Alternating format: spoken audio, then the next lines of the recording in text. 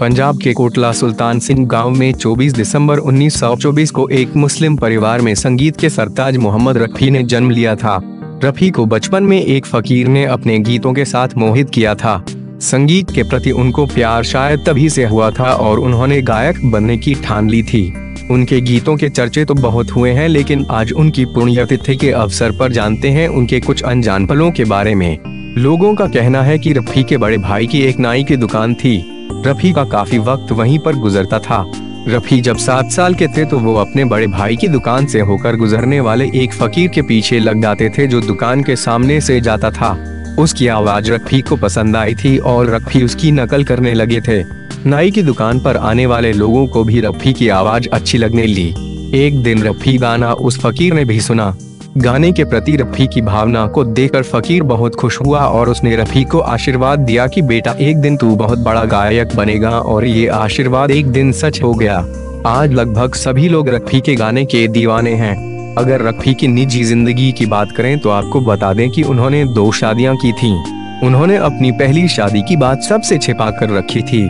इस शादी के बारे में बस उनके घर वाले जानते थे।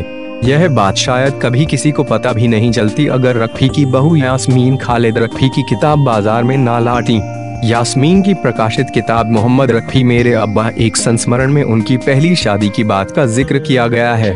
किताब में लिखा है कि 13 साल की उम्र में रफ़ी की पहली शादी उनके चाचा की बेटी बशीरन बेगम से हुई थी, लेकिन कुछ साल बाद ही उनका तलाक हो गया था।